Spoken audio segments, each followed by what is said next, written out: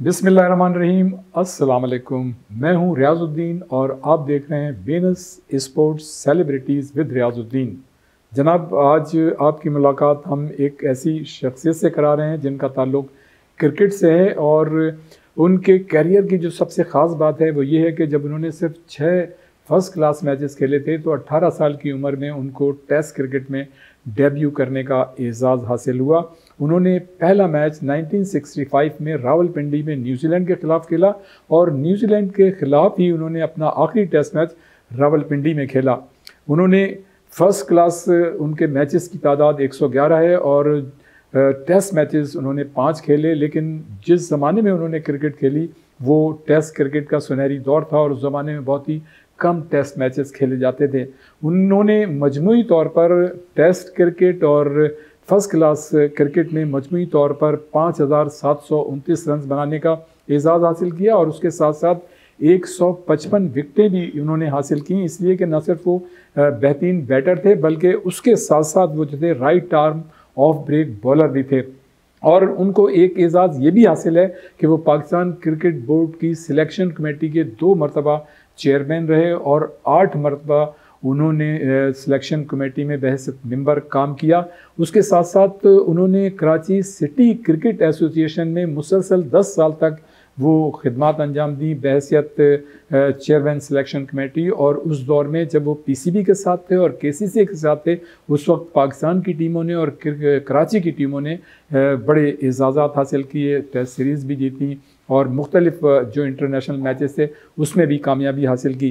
जनाब, ये जो मैंने सारी तमीद बांधी है वो मैंने एक ऐसी शख्सियत, ऐसे क्रिकेटर के लिए बांधी है जिनका अदब से भी गहरा ताल्लुक़ है और शेर व शायरी से भी उनको बड़ा शगफ़ है। यकीनन आप समझ गए होंगे मेरी मुराद साबिक़ टेस्ट क्रिकेटर सलाउद्दीन सल्लू से। यकीनन बहुत सारे लोग इंटरनेशनली भी उनको सलाउद्दीन सल्लू के नाम से तो जानते हैं, लेकिन दुनिया भर में उनको जो है आम लोग भी सल्लू के नाम से प्यार से पुकारते हैं। सलाउद्दीन सल्लू साहब, अस्सलाम वालेकुम। कैसे हैं सल्लू भाई? अल्हम्दुलिल्लाह। सबसे पहले तो मैं आपका शुक्रिया अदा करूंगा कि आपने जो है हमारे लिए टाइम निकाला, इसलिए कि जब हम ये इंटरव्यूज़ करते हैं मुख्तलिफ लोगों से मिलते हैं और जिन्होंने हमारे इस चैनल पे मुख्तलिफ साबिक़ टेस्ट क्रिकेटर्स के, ओलंपियंस के, इंटरनेशनल प्लेयर्स के इंटरव्यू देखें तो उनका ये भी कहना होता है कि भाई सल्लू भाई आजकल कहाँ हैं। तो आज हमने जो है आपको अपने शायकीन से और जो क्रिकेटर्स हैं उनसे मिलवा दिया है। सल्लू भाई, ये बताइएगा कि ज़ाहिर है क्रिकेट में जो अगर हम सिलेक्शन कमेटी की बात करें तो उस हवाले से तो आपका बड़ा, इसलिए कि आप चीफ सिलेक्टर रहे 2 मरतबा, 8 मरतबा आप सिलेक्शन कमेटी के मेंबर रहे और केसीसीए के साथ जो है आप 10 मरतबा जो है उसकी सिलेक्शन कमेटी के मेंबर भी रहे, तो मतलब सिलेक्शन कमेटी के चेयरमैन भी रहे और आप ही ने शायद टीम में सेलेक्ट की। लेकिन ये बताइएगा कि बहैसियत क्रिकेटर जब आपने मतलब अपना करियर शुरू किया तो कब, कैसे और कहाँ से शुरू किया? वो ऐसा है रियाज साहब कि मैं असल में एक नाइट वॉचमैन से क्रिकेटर बन गया। अच्छा। होता है जब टीम आउट हो जाए, किसी को भेजना होता है शाम को, तो वो मुझे भेज देते थे। सही। तो पहले मैच में PWCD से था, बड़ी अच्छी अच्छी टीमें होती थी उस ज़माने में, तो उन्होंने मुझे भेज दिया।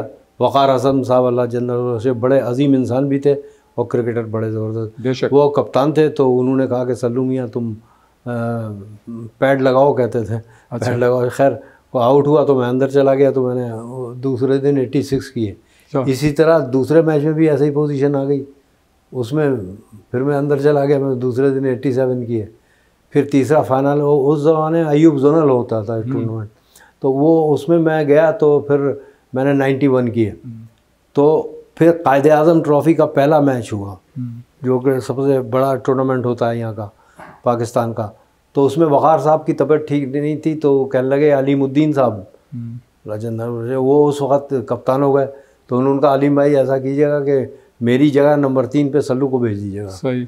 उन्होंने भेज दिया, तो अल्लाह का शुक्र है रियाज साहब, उसमें मैंने 169 किए पहले ही मैच में। ज़बरदस्त। कायदे आज़म ट्रॉफ़ी। Very good. तो हालांकि मैं जाता था 9वें नंबर पे, 10वें पे बारी होता था, वसीम बारी, 11 पे एक होते थे, मरूम प्रिंस असलम बड़ा ग्रेट बॉलर था, वो होते थे। तो ये बैटिंग ऑर्डर फिर मुझे वही नंबर 9 दे दिया गया।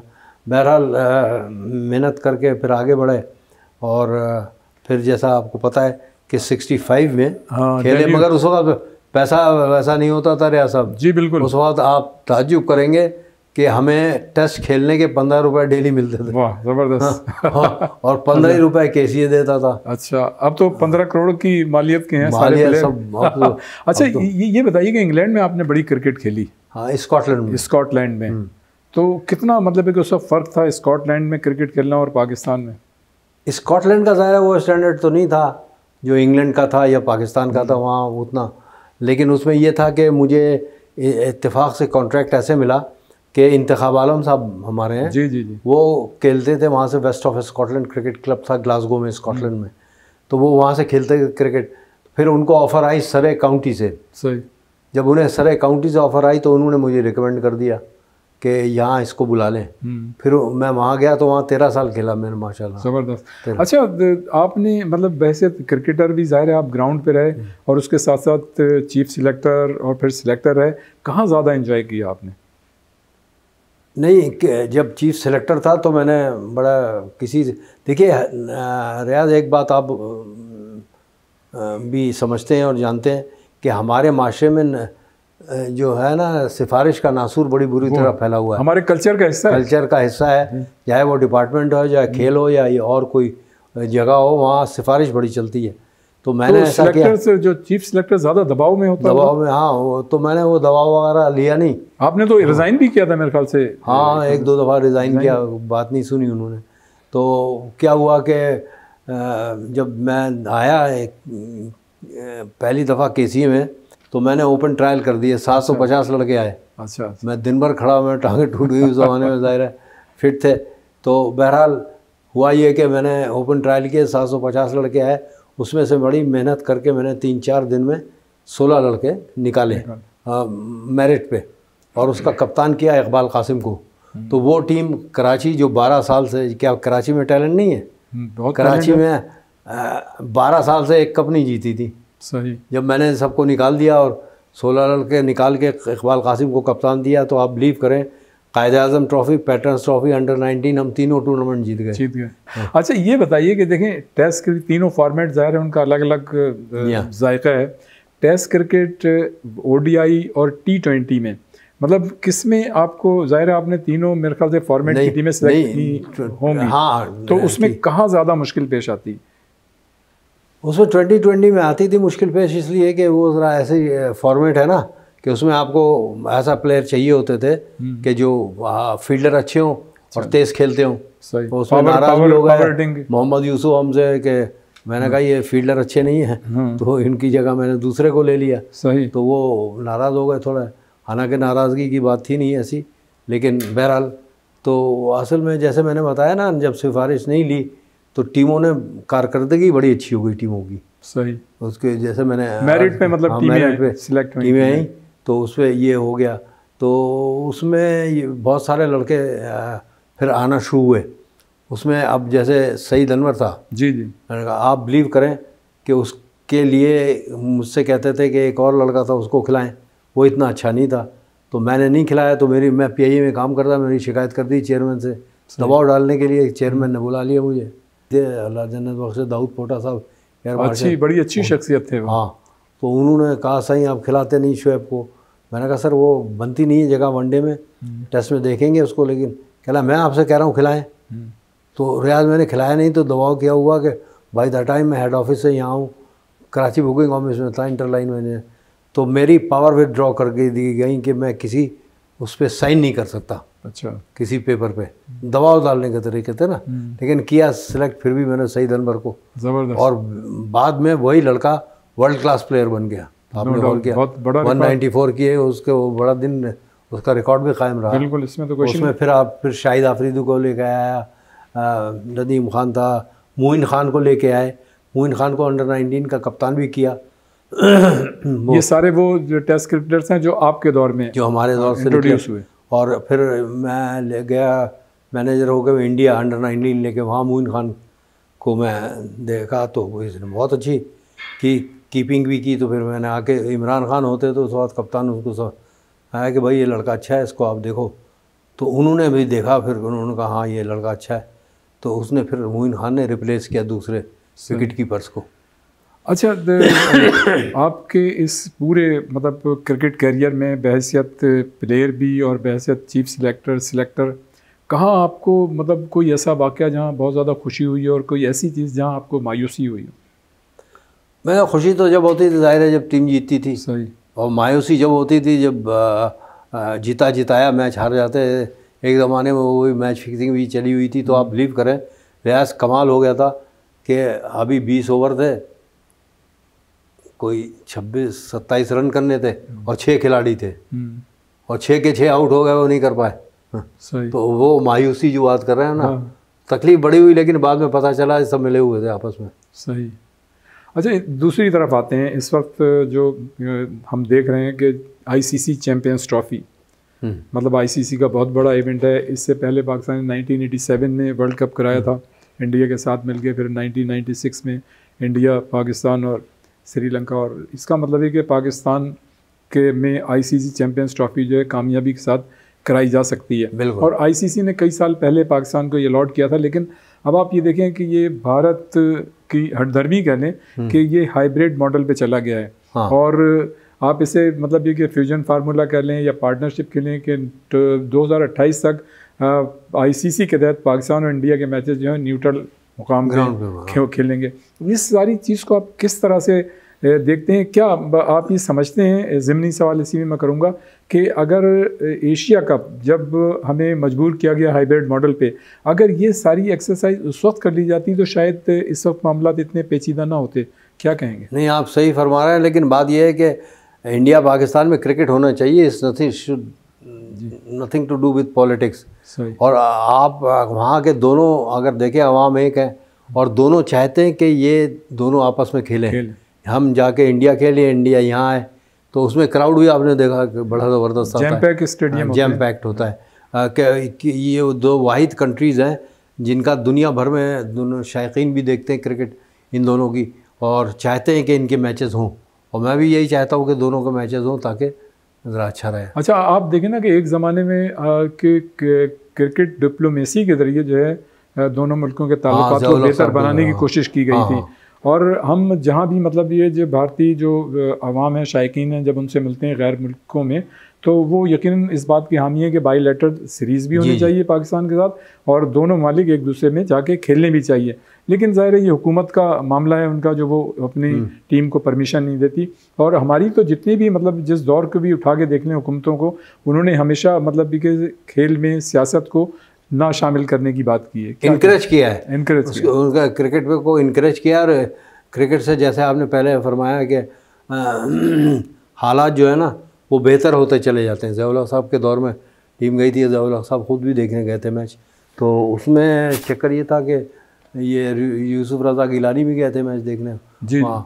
तो बहरहाल इंडिया जीत गई थी, लेकिन यह है कि जैम पैक्ट था जैसे आपने कहा ना, तो उसमें ये 2-3 चीज़ें हैं बड़ी है। आजकल असल में जो है ना वो मैनेजमेंट में लोग सही नहीं है। रियाज, वैसे बताऊं, जैसे आपका मैनेजर है, पहले क्रिकेटिंग मैनेजर होता था जैसे इंतखाब आलम मुश्ताक मोहम्मद साहब थे जी।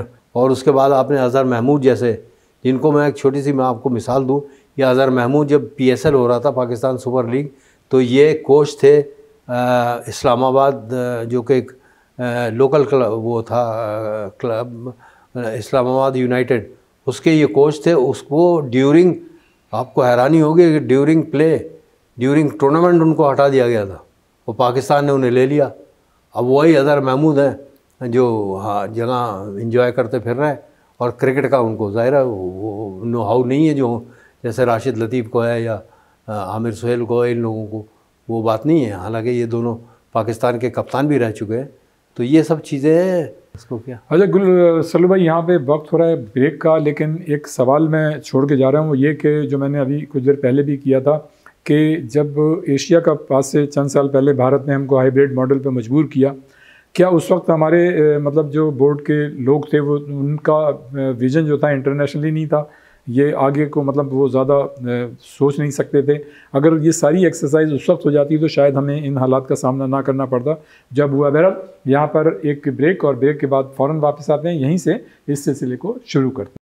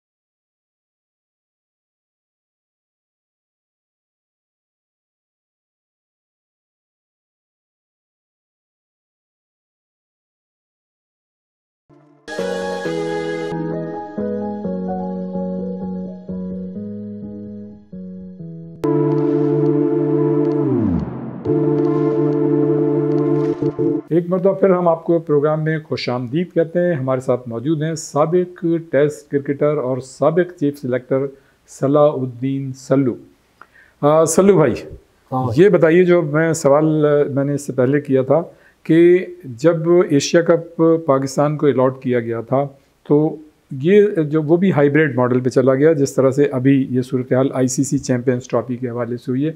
आप क्या समझते हैं कि अगर वो सारी चीज़ें जो अब हुई हैं, जो पेचीदगी पैदा हुई है, अगर पाकिस्तान उस वक्त stand, Pakistan Cricket board stand ले लेता, स्टांस ले लेता कि भाई ठीक है, मतलब ये कि ये हम मेज़बान हैं तो हम ही इसको कराएंगे, और अगर हम नहीं करा सकते तो फिर आप इसको देख लें, तो वहाँ अगर हम स्टैंड ले लेते, कोई स्टांस ले लेते, तो शायद हमें, मतलब देखें, वैसे भी देखें ना, दुनिया में इज़्ज़त और वक़ार के साथ जीने के लिए कहीं ना कहीं तो आपको स्टैंड लेना पड़ता है। और उस वक्त ज़्यादा ज़रूरी होता है स्टैंड जब आप ये समझते हैं कि आपका ज़मीर मुतमईन है और आप बिल्कुल सही हैं।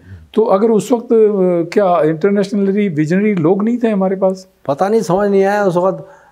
जो आप कह रहे हैं वो सही है कि स्टैंड लेना चाहिए था भाई। अगर जब आप स्टैंड लेते तो एक चीज़ शुरू हो जाती, फिर दोनों मुल्क आना। और आपको ये भी पता था कि हमारे यहाँ ICC चैंपियंस ट्रॉफी होने वाली है, कहीं उस वक्त ऐसी चीज़ ना हो। हाँ, और वो हुई।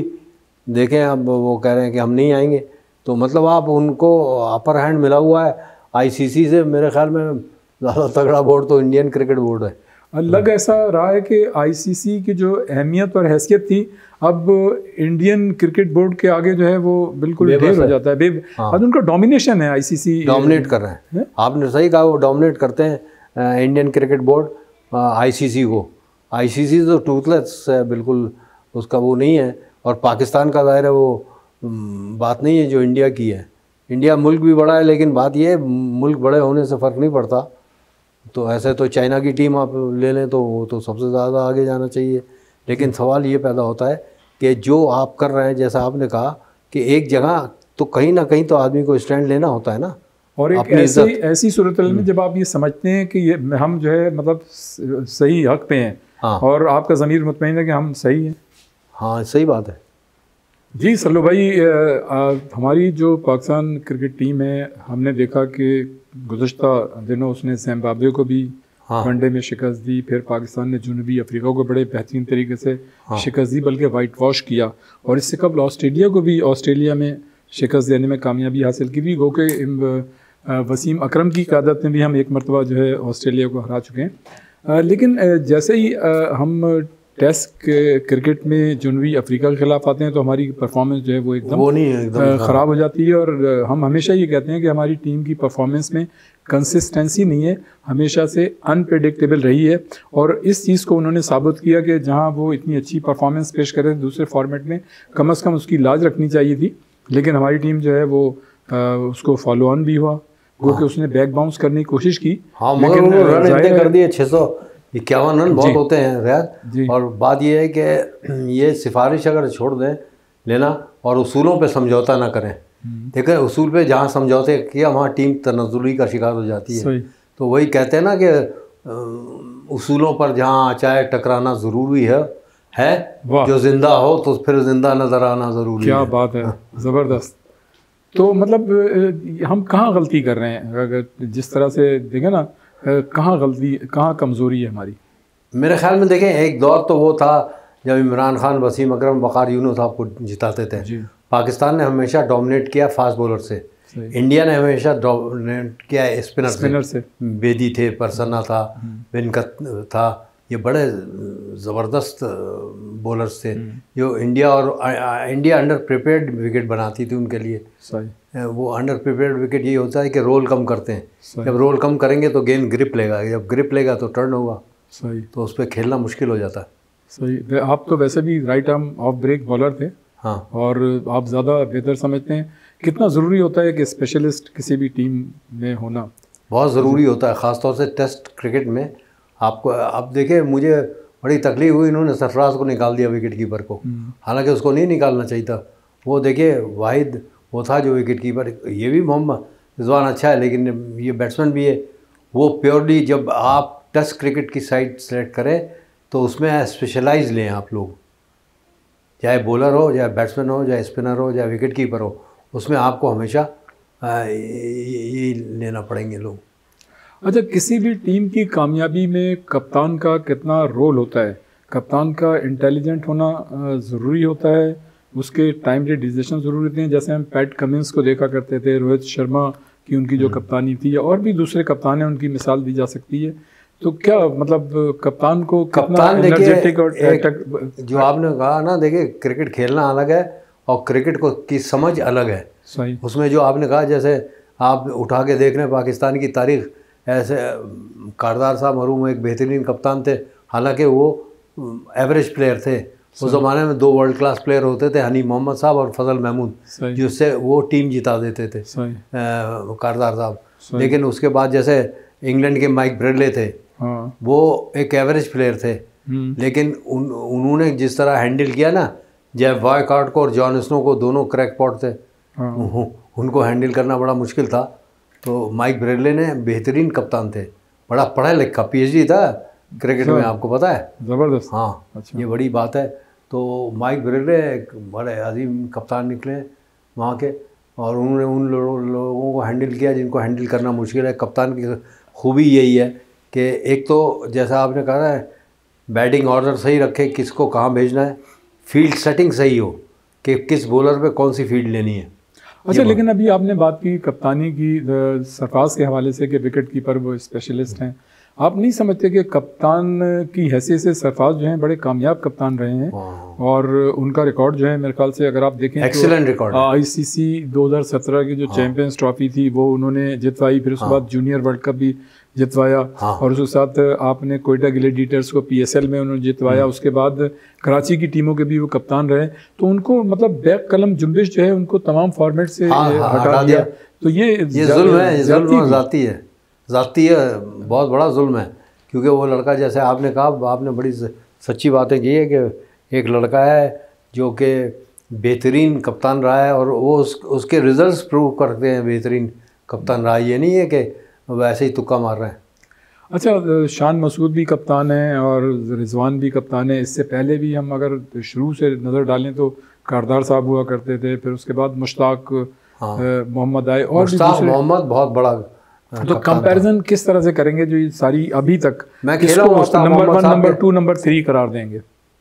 मैं मुश्ताक साहब के अंडर खेला हूँ जी। मैं समझ रहा हूँ बेहतरीन कप्तान थे वो। अच्छा, नंबर 1 वो हो गए, नंबर 2 और भी थे, अच्छे कप्तान थे, मगर ये वसीम बारी जैसे इन्होंने तबाह कर दिया। इन्होंने कप्तानी नहीं आती थी, विकेट कीपर वर्ल्ड क्लास था, लेकिन कप्तानी वप्तानी का इनको नहीं पता था।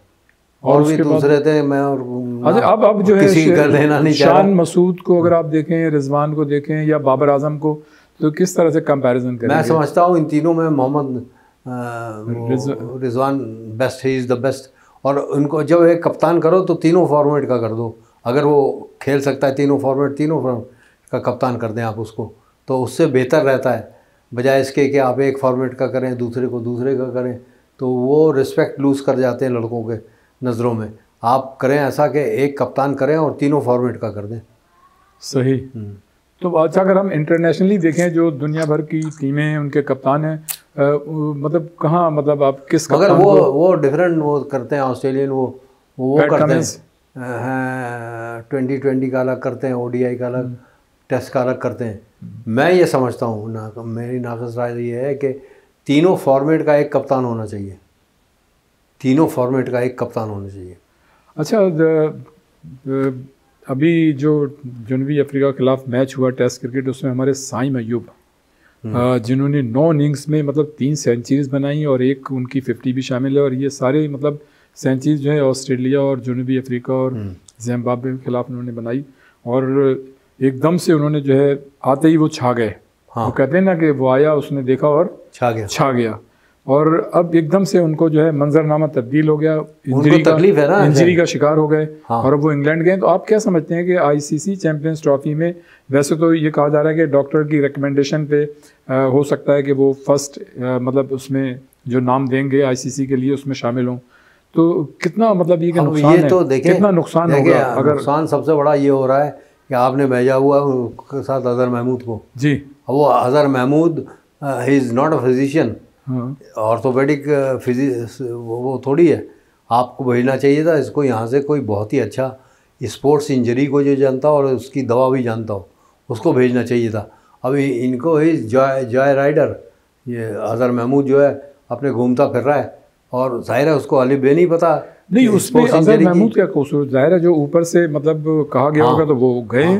तो गलत है ना, ऊपर वालों को सोचना चाहिए। ये मैं तो रिक्वेस्ट करूँगा इनसे, अपना चेयरमैन PCB से, कि भाई देखें आप ऐसे लोगों को भेजें जिनको उसका पता हो, इंजरीज़ का, स्पोर्ट्स इंजरीज़ का पता हो। यहाँ पर बहुत अच्छे डॉक्टर्स हैं, खालिद महमूद शाह साहब हैं, स्पोर्ट्स इंजरी का पता भी है और उसका इलाज भी जानते हैं, तो ऐसों को भेजें। अब आपने भेज दिया इसको अजहर महमूद को, इसको क्या पता है स्पोर्ट्स इंजरी क्या है और उसका इलाज क्या है? सही। अच्छा देखें, कोई भी खिलाड़ी किसी वक्त भी इंजर्ड हो सकता है, जाहिर है आप भी मैदान में रहें, लेकिन इंजर्ड होना एक अलग चीज़ होती है और फिज़िकल फिटनेस को मेंटेन करना एक अलग चीज़ होती है। तो ये खिलाड़ियों पे तो इंडिविजुअल जो रिस्पॉन्सिबिलिटी है वो तो उन्हें महसूस करनी चाहिए, लेकिन आप क्या समझते हैं कि कितना ज़िम्मेदार होता है एक ट्रेनर और मेडिकल स्टाफ? अगर कोई खिलाड़ी जो है हम बहुत सी आप ये देखें कि हमारे जो है दुनिया भर की टीमों पे अगर हम नज़र दौड़ाएं तो हमारे खिलाड़ी जो है ज़्यादा मतलब फिटनेस मसाइल का शिकार रहते हैं। इंजर्ड तो खैर सभी खिलाड़ी होते हैं दुनिया भर के तमाम, लेकिन हम ज़्यादा से, आप मिसाल ले लेना, एहसानुल्लाह, आमिर जमाल, शाहीन शाह अफरीदी, नसीम शाह, उसके बाद हारिस रऊफ़, हसनैन, मतलब इतनी लंबी इनकी मतलब फिटनेस में इसी क्या वजह, वो मैं जो पूछना चाह रहा हूँ, खिलाड़ियों पे तो इंडिविजुअल रिस्पॉन्सिबिलिटी होती है, उन्हें तो खैर अपना ख्याल रखना चाहिए, लेकिन ये कितनी जिम्मेदार होते हैं जो डॉक्टर और ट्रेनर टीम के? ये भी बहुत बड़ी जिम्मेदारी होती है इनकी। वो एक डॉक्टर लगे हुए थे साथ, तो आपको मैं वाक़या सुना दूँ। एक छोटा सा प्लेयर का नाम नहीं लूँगा, तो मैंने कहा भाई मैं जब था चेयरमैन तो मैं पहले देखना था फिटनेस, पहले फिटनेस कम्स फर्स्ट। अगर आप फिट हैं, आप कितने वर्ल्ड क्लास प्लेयर हैं, और अनफिट हैं तो मैं नहीं खिलाता था। तो वो देखता था, तो मैंने उसको कहा भाई तुम तो अनफिट हो, तुम तो नहीं खेल सकते। तो हमारे बोर्ड के ही डॉक्टर थे, उनसे सर्टिफिकेट ले आए कि मैं फ़िट हूँ। तो बेईमानी की बात है ना। सही। आप नुकसान कर रहे हैं पाकिस्तान का, सही, सिर्फ एक लड़के को खुश करने के लिए। अच्छा, 2017 की ICC चैम्पियंस ट्रॉफी थी जो सरफराज अहमद की क़यादत में हमने जीता था। फ़खर जमान ने उस वक्त सेंचुरी बनाई थी और मैं समझता हूँ कि उस फतह में कलीदी किरदार अदा किया था जो फाइनल हुआ था भारत के ख़िलाफ़। अच्छा, फ़खर जो है वो 2023 में वनडे खेले थे, उसके बाद से अभी तक नहीं खेल सके। अब जो है वो उनके इम्कानात हैं चैंपियंस हाँ, ट्रॉफी में, अब फिट हो क्या गए। समझते हैं कितना मतलब अच्छा उससे होगा? ज़मीन आसमान का फ़र्क पड़ेगा। वो बहुत अच्छा प्लेयर है, पता है आपको, वनडे का भी 2020 का भी, he is a class player. सही। क्यों, आपने देखा है, he strikes from the first ball, जी बिल्कुल। वेट नहीं करता। तो उसको इनमें शामिल करना चाहिए अगर वो फिट है, क्योंकि उससे बड़ा फ़र्क पड़ेगा टीम को। हाँ, अगर लेकिन आपको वो मिल जाए ना, शुरू के जो पावर प्ले होता है, जैसे 2020 में 6 ओवर होते हैं पावर जी प्ले के, उसमें अगर आपको अच्छा स्टार्ट मिल जाए तो पीछे आने वालों पे दबाव कम होता है और वो खुल के खेलते हैं। ऐसा ही है। तो आप समझते हैं कि मतलब साइम अयूब के अगर वो आ जाते हैं तो फिर तो सोने पे सुहागा हो जाएगा, हाँ, पाकिस्तान टीम के लिए अच्छा होगा। लेकिन अगर फ़खर जमान चल पड़े, फिर ये कि रिजवान भी हैं टीम में, हाँ, बाबर आजम भी हैं, और जाहिर है जैसा हमने कहा कि साइम अयूब आ जाते हैं तो हमारी बैटिंग ऑर्डर काफ़ी मजबूत बैटिंग हो बहुत जाएगा। अच्छी हो जाएगी। फिर बॉलिंग देखना पड़ेगी थोड़ी। बिल्कुल ऐसा ही है। वो रऊफ़ है, ही इज़ द फास्टेस्ट अमंग दम। फिर शाहीन शाह अफरीदी हैं, शाहीन शाह, शाहीन भी अच्छा बॉलर है। साइम अयूब की जगह तो मेरे ख्याल से वो आएंगे इमामुल हक, कह और रहे हैं ये। हाँ, और इरफान न्याजी की जगह अगर जैसे कि वो आउट ऑफ फॉर्म है तो शादाब खान के चांसेस बन रहे हैं। आप समझते शादाब हैं कि खान, शादाब खान को आना चाहिए टीम में? शादाब खान अच्छा है वैसे। अच्छा। हाँ, और एक मोहम्मद हसनैन भी अच्छा है, वो नहीं है हैदराबाद का लड़का एक, बॉलर जो है, हाँ फास्ट जो बॉलर। बॉलर है, हाँ वो भी ठीक है। लेकिन हमारे सारे ही मतलब जो बॉलर्स हैं, फास्ट बॉलर्स, वो आप ये देखें कि जब जब ये इंजरी का शिकार होते हैं, फिटनेस तो ये काफ़ी लंबी चलती है इनकी। तो वही मैं आपसे पूछ रहा था कि ये आप सही कह रहे ट्रेनर हैं, का है या मेडिकल स्टाफ? मेडिकल स्टाफ है ना, उसको भी जिम्मेदारी इसकी उठानी चाहिए, इसलिए कि तुम्हें रखा, तुम्हें पैसे इसीलिए दिए जा रहे हैं कि तुम प्लेयर्स को वो ठीक रखो, फिट रखो, यही तुम्हारी जॉब है। सही। अच्छा, बाबर आजम और रिजवान, इनकी जो पास्ट की परफॉर्मेंस थी, जैसे बाबर आजम के लिए हम ये कहते थे, और वो चीज़ साबित हो गई कि वो कप्तान, बैसियत कप्तान प्रूव नहीं कर सके, क्योंकि उनको बड़े चांसेस मिले, लेकिन जहाँ तक बैटर हैं उनका कोई कमाल नहीं है, उनका कोई मैच नहीं है। और आप ये देखें कि जिससे हम देख रहे हैं बतदरीज जो कप्तानी का दबाव कम हो रहा है, क्योंकि वो शुरू में कप्तानी से हटने के बाद फ़ौरन नहीं खेल पा रहे थे, स्ट्रगल कर रहे थे, लेकिन अब वो जो है रिदम में आ रहे हैं, और एक मरतबा फिर आईसीसी रैंकिंग में हम उन्हें देख रहे हैं कि वो नज़र आ रहे हैं। तो किस तरह से फ्यूचर देखते हैं आप? मैं समझता हूँ कि इसको बहैसियत खिलाड़ी खेलना चाहिए, और मोहम्मद रिजवान जो है ना, वो कप्तान बहुत अच्छा है। और जैसा मैंने पहले अर्ज़ किया कि तीनों फॉर्मेट का कर देना चाहिए इन्हें, इनको शान मसूद वगैरह को ना, बल्कि एक लड़के को कर दें और उसी से इस्तिफ़ादा करें टीम का। अच्छा, ठीक है। हमारे मतलब जैसे मैंने पहले कहा कि हमारी परफॉर्मेंस जो है टीम की, उसमें कंसिस्टेंसी नहीं है, अनप्रिडिक्टेबल रहती है। लेकिन आप क्या समझते हैं कि हमारा कौन सा शोबा जो है वो मजमूई तौर पे सबसे अच्छा है? हमारे बैटर्स अच्छे हैं, हमारी फील्डिंग अच्छी है, हमारी बॉलिंग? हम मार वहाँ खाते हैं जहाँ हमारी बैटिंग कोलैप्स करती है। आपने देखा है कि वो अनप्रेडिक्टेबल है, इंग्लिश वेदर है, कभी तो बहुत अच्छा कर जाएंगे, हाँ, कभी बिल्कुल ही डाउन हो जाएंगे। तो क्या ये मेंटल टफनेस लेवल की कमी है? हाँ, मेंटल टफनेस तो सबसे अच्छा ऑस्ट्रेलियंस का है। हाँ, और ये हमारी मेंटल टफनेस, आप सही कहा कि वो नहीं है हमारी मेंटल टफनेस जो होनी चाहिए एक नेशनल क्रिकेटर की, वो नहीं है। और अगर फिजिकल फिटनेस पे आ जाएं तो आप क्या समझते हैं, दुनिया भर की जो टीमें हम देखते हैं, बड़ा मतलब उनमें एग्रेशन देखते हैं, बड़ा फिटनेस चाको चाबन देखते हैं, आप क्या समझते हैं हमने कुछ इम्प्रूव किया है फील्डिंग में, या अभी बहुत नहीं? अभी हमें बहुत कुछ करना है, इसलिए कि जहाँ तक फील्डिंग का ताल्लुक़ है वो है ही फिटनेस पे। अच्छा फील्डर अगर आप देखें, अब ये बेचारा साइम अयूब इंजरी का शिकार हो गया। खैर इंजरीज तो होती रहती हैं क्रिकेट में, लेकिन ये जो है ना, ये हॉकी वगैरह में ज़्यादा होती है, फुटबॉल में, हॉकी में ज़्यादा इंजरीज होती हैं। हॉकी फुटबॉल में बहुत होती हैं इंजरीज, बहुत होती हैं। हाँ। लेकिन ये है कि मैं एक छोटी सी मिसाल आपको दूं कि अगर आप इस पे काबू पा लेंगे तो आपकी टीम बेहतर होती चली जाएगी। मतलब फिजिकल फिटनेस अच्छी होनी चाहिए, स्टेमिना अच्छा होना चाहिए। जब आपका फिजिकल फिटनेस लेवल अच्छा होगा, आपका स्टेमिना अच्छा होगा, तो टेक्निकलिटीज़ आपकी ज़्यादा साउंड होंगी, तो आप अपनी चीज़ों को ग्राउंड के अंदर ज़्यादा बेहतर तरीके से एग्जीक्यूट कर सकते हैं। बिल्कुल सही बात है, ऐसा ही है। हाँ सही, आप सही कह रहे हैं। बिल्कुल जनाब। सल्लू भाई, इस वक्त हुआ एक ब्रेक का, और ब्रेक के बाद हम फ़ौरन वापस आएंगे, यहीं से इस सिलसिले को शुरू करेंगे। हमारे साथ मौजूद हैं साबिक टेस्ट क्रिकेटर और साबिक chief selector Pakistan Cricket Board Salahuddin Sallu.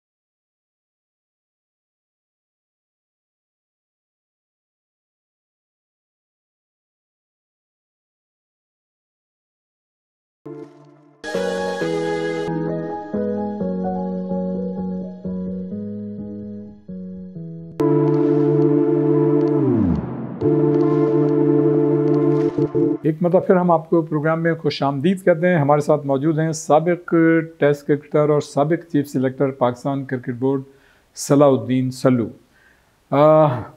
Sallu भाई, अभी जब हमने शिकस्त खाई है जनूबी अफ्रीका के खिलाफ, तो मैं पढ़ रहा था, पता नहीं जल्दी में मैंने पढ़ा, ये किसका था मुझे याद नहीं है, कि उसमें ये था कि जी हमारी टीम हार तो ज़रूर गई लेकिन हमने जो है बाउंस बैक किया। भाई या तो फतह होती है या शिकस्त होती है, और फिर आपको फॉलो ऑन हो गया, तो मतलब शिकस्त में भी जश्न का पहलू निकलता है। हाँ, अब आप किसी ने बड़ा अच्छी बात कही है कि जश्न शिकस्त हमने बनाया बाएहतमाम। वाह, क्या जश्न शिकस्त हमने बनाया बाएहतमाम, गैरत को धूमधाम से दफना दिया गया। वाह, मुकर्रर इरशाद एक मरतबा और। जश्न शिकस्त हमने बनाया बाएहतमाम, गैरत को धूमधाम से दफना दिया गया। यही हमने किया कि हम भाई हारे तो हमने बड़ी फाइट की, हमने बड़े, अरे भाई हारो या जीतो, जो आपने बात की। अच्छा, दूसरी तरफ आते हैं कि PSL बड़ी कामयाबी के साथ पाकिस्तान में मुनक़िद हो रही है, और आप ये देखें कि दुनिया क्रिकेट में पाकिस्तान के सॉफ्ट इमेज को बेहतर करने के लिए PSL ने बड़ा अहम किरदार अदा किया है। और उस ज़माने में जब दुनिया भर की टीमें यहाँ नहीं आती थीं तो दुनिया भर के खिलाड़ी PSL में शरीक होते थे, और फिर उसके नतीजे में ऑस्ट्रेलिया, इंग्लैंड और फिर न्यूजीलैंड की टीमों ने आना शुरू किया। तो ये तो एक मतलब PSL को इसका तो आप क्रेडिट देंगे, लेकिन आप क्या समझते हैं कि PSL के ज़रिए हमें टैलेंट भी मिला है? हाँ, उसमें टैलेंट मिल रहा है, मगर इसका सारा क्रेडिट मैं दूंगा पिछले साबिक चेयरमैन सेठी साहब, नजम सेठी साहब, वो लेके आए थे PSL सबसे पहले। अच्छा, आपने सही कहा, वो लाए भी और उन्होंने बड़ा मतलब काम भी किया, लेकिन आपको याद होगा कि ज़का अशरफ साहब के ज़माने में इसकी लॉन्चिंग सेरेमनी हुई थी। और ये PSL वो वाहिद दुनिया भर की लीग में से एक है जिसकी लॉन्चिंग सेरेमनी 2 मरतबा हुई, एक तो ज़का अशरफ साहब के ज़माने में और एक जो है लेकिन अपने नजम सेठी साहब के ज़माने में। लेकिन ये ज़रूर है, हम ये कह सकते हैं कि लीग की आवाज़ें बहुत पहले से आ रही थी, जब एजाज भट्ट साहब थे, शहरियार मोहम्मद खान साहब थे, लेकिन कोई कर नहीं पाया। उन्होंने भी अपने दौर में शुरुआत तो कर दी थी। तो इसका जो है, जहां आज ये कामयाबी के साथ चल रही है, इसका क्रेडिट हमें उनको भी देना चाहिए। हाँ, शहरियार साहब अल्लाह जन्नत, वो वही उन लोगों ने मेहनत की, उन्होंने शुरू कराया, और फिर उन्होंने सेठी साहब ने बड़ी हर्डल्स वो की, बड़ी मुश्किलात का सामना करना पड़ा, मुझे अच्छी तरह पता है, इनके पीछे पड़ गए थे लोग, लेकिन इन्होंने एक इस्तिकामत के साथ खड़े रहे, और फिर सारा क्रेडिट मैं समझता हूँ कि सेठी साहब को जाता है, इसलिए कि उन्होंने बड़ी मेहनत करके, और जितनों से थी उन्होंने सबके साथ उसूलों पे समझौता नहीं किया। यही मतलब बड़ी अच्छी और टाइमली डिसीजन जो है वो बड़े किरदार अदा करते हैं किसी भी एक ऐसी शख्सियत के जो मतलब कोई बड़ा मरतबे पे है। हाँ, जैसे अभी आप कप्तानी की बात कर रहे थे, कप्तान का डिसीजन पूरा गेम चेंज कर देता है। Timely decision. अच्छा, इसमें ये है अपने सल्लू भाई के जो T20 है, उसमें अगर आप एक मरतबा कोई गलती कर दें तो फिर वो वापस आने की गुंजाइश बाकी नहीं रहती। लेकिन वनडे और टेस्ट क्रिकेट में अगर आपने कोई गलती की है तो आप मतलब वापस आ सकते हैं। ये आप बिल्कुल सही बात कर रहे हैं। 2020 में आप सिर्फ बैटिंग ऑर्डर चेंज कर सकते हैं जी, कि किसको ऊपर भेज दिया, शाहिद आफरीदी को तेज़ करने रन, ठीक है। ODI में 2 चांस होते हैं, एक चांस होता है कि आपने अगर गलत डिसीजन लिया उसको ओवरकम करने के लिए आप दूसरा डिसीजन ले लें, और टेस्ट क्रिकेट में 2-3 चांस होते हैं आप कम बैक करने के। तो ये जो आप बात कह रहे हैं बड़ी सही है कि टेस्ट क्रिकेट में ज़्यादा चांस होते हैं कम बैक करने के बनस्बत दूसरे फॉर्मेट्स के। अच्छा, इस चीज़ को आप किस तरह से देखते हैं कि जो PSL हमारी हो रही है 10वां एडिशन, इसमें इंग्लिश क्रिकेट बोर्ड जो है उसने अपने खिलाड़ियों को PSL में शिरकत करने की इजाज़त नहीं दे रहा, लेकिन वो बाकायदा IPL में शिरकत करने की इजाज़त दे रहे हैं, इसको किस तरह से देखते हैं?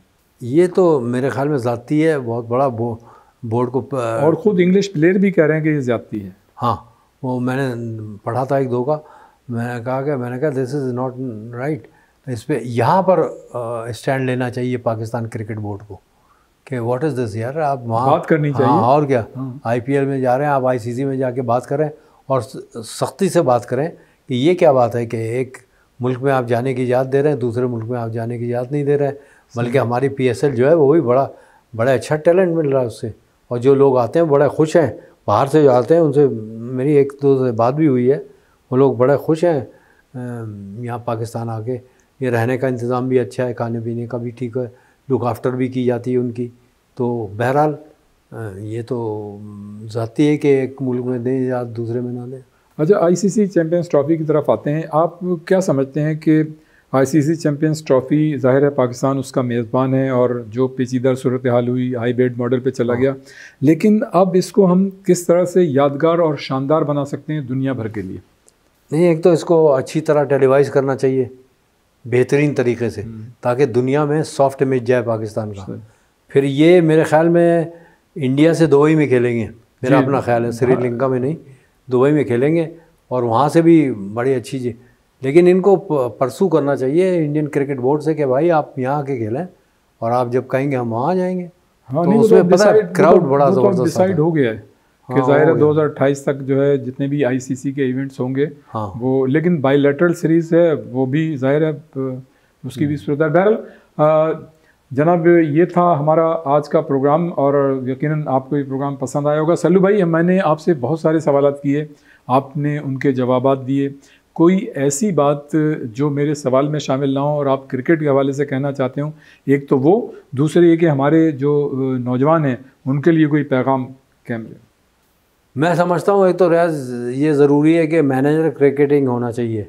ये जो बना दिया है ना आपको पंजाब के चीफ सेक्रेटरी, तो इनको आपने मैनेजर बना दिया है जिनको क्रिकेट की नो हाउ नहीं है, ठीक है। दूसरा, अज़हर महमूद जैसों को आपको हटा देना चाहिए, क्योंकि ये वो शख्सियात हैं जिनको PSL ने हटा दिया था। भाई एक लोकल क्लब है इस्लामाबाद यूनाइटेड, उसने ड्यूरिंग टूर्नामेंट इसको हटा दिया था और आपने उसको ले लिया। लेकिन तो PCB ज़्यादा बेहतर समझता होगा कि वो उनके साथ कंफर्टेबल महसूस करते हैं? नहीं, देखिए एक लोकल क्लब आपको सैक कर रहा है और पाकिस्तान क्रिकेट बोर्ड आपको ले रहा है। अच्छा, हमारे नौजवानों के लिए कोई पैगाम?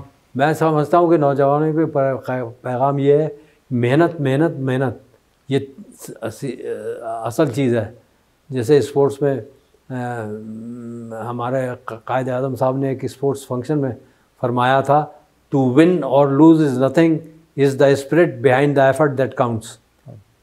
बहुत शुक्रिया सल्लू भाई, आपने हमारे वक्त निकाला। और जनाब, ये था आज का प्रोग्राम। आपने देखा कि साबिक टेस्ट क्रिकेटर और साबिक chief selector Pakistan Cricket Board Salahuddin Sallu साहब हमारे साथ मौजूद थे। यकीन आपको ये गुफ्तगू पसंद आई होगी। इसका फीडबैक हमें ज़रूर दीजिएगा और आइंदा हफ्ते किसी नई शख्सियत के साथ इंशाअल्लाह एक मरतबा फिर हाज़िर होंगे।